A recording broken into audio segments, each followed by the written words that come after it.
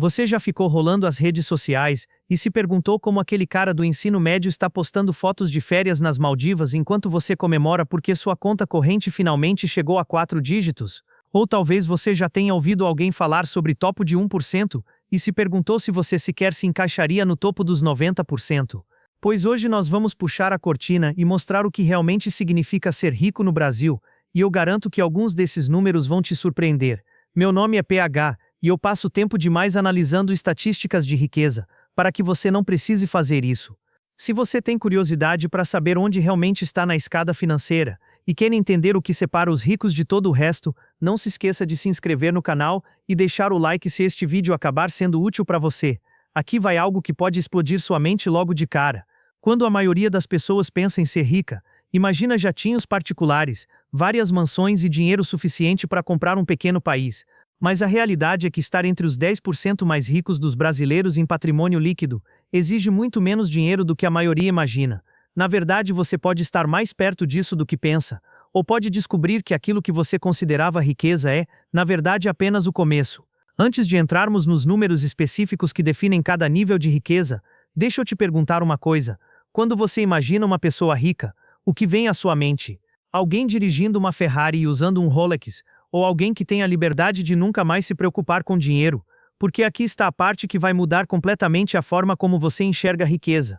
Essas duas imagens de rico são totalmente diferentes, e entender essa diferença é a chave para construir riqueza de verdade, em vez de apenas parecer rico. A verdade é que a maioria das pessoas não faz a menor ideia de como a riqueza realmente se parece no Brasil. Elas veem alguém com bens caros e assumem que essa pessoa é rica, enquanto os verdadeiros milionários estão dirigindo carros de 10 anos e morando em casas simples. Enquanto isso, aquele sujeito do carro chamativo pode estar afundado em dívidas, vivendo de salário em salário como todo mundo, só que com salários maiores. Essa confusão sobre o que riqueza realmente significa é exatamente o motivo pelo qual tantas pessoas nunca constroem patrimônio. Elas correm atrás das métricas erradas, focam na renda em vez do patrimônio líquido, e gastam dinheiro para impressionar pessoas de quem nem gostam. Mas quando você entende os números reais por trás da distribuição de riqueza no Brasil, tudo começa a fazer sentido. Vamos começar falando de renda, porque é isso que as pessoas normalmente discutem primeiro quando falam sobre quem é rico e quem não é. A renda média anual das famílias brasileiras gira em torno de um valor que parece alto no papel, mas que na prática mal cobre os custos básicos nas grandes cidades. Isso significa que metade das famílias ganha mais do que isso, e metade ganha menos. Estar acima da média não é exatamente algo impressionante quando você percebe o quanto o custo de vida aumentou. Subindo um pouco mais na escada, para entrar nos 25% com maior renda, já é necessário um valor bem mais alto por ano. Aqui as famílias começam a respirar melhor. Elas conseguem guardar dinheiro, em vez de apenas sobreviver de salário em salário. Já os 10% com maior renda estão em um patamar onde a vida se torna confortável. Essas famílias conseguem morar bem, viajar com frequência e investir valores relevantes para o futuro. Mas lembre-se, estamos falando de renda familiar.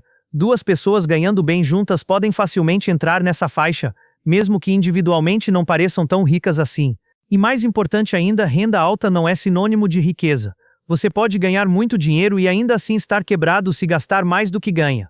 É aqui que a maioria das pessoas se confunde completamente sobre o que significa ser rica. Existem pessoas ganhando milhões por ano que estão tecnicamente falidas, porque gastam ainda mais do que isso. E também existem pessoas com rendas modestas que construíram grandes fortunas ao longo do tempo, economizando e investindo de forma consistente.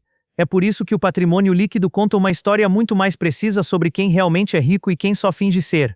Patrimônio líquido é simplesmente o que você possui menos o que você deve. Some tudo o que você tem, subtraia tudo o que você deve, e o que sobrar é sua verdadeira posição financeira.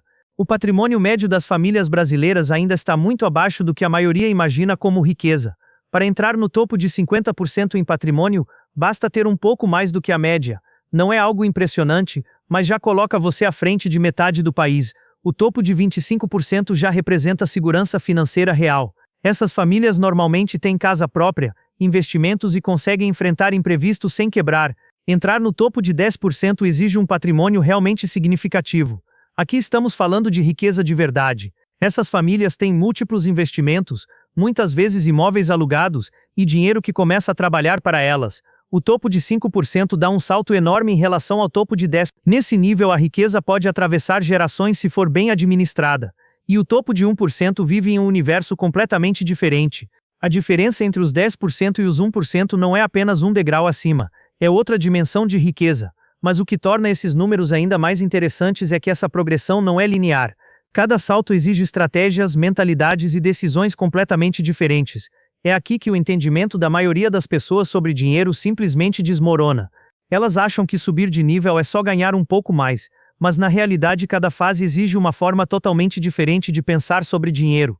Nos níveis mais baixos você vive em modo de sobrevivência financeira. Qualquer gasto inesperado pode virar um desastre. Já nos níveis intermediários o estresse diminui e a segurança aumenta. No topo o dinheiro deixa de ser algo que você persegue e passa a ser algo que trabalha para você. A diferença real entre quem parece rico e quem é rico não está no que compram, mas na relação que tem com o dinheiro. Isso nos leva a um conceito fundamental. Ser rico é sobre renda. Ser realmente próspero é sobre patrimônio. Você pode ser rico e quebrado, e pode ser financeiramente próspero mesmo com uma renda modesta. Os verdadeiramente ricos entendem que construir patrimônio exige visão de longo prazo, disciplina e decisões consistentes. Eles vivem abaixo do que poderiam gastar, mesmo quando poderiam gastar muito. No fim das contas, o caminho para cada nível de riqueza não depende apenas de ganhar mais dinheiro, mas de tomar decisões financeiras diferentes. A escolha é sua: continuar perseguindo a aparência de riqueza ou começar, de fato, a construir riqueza real.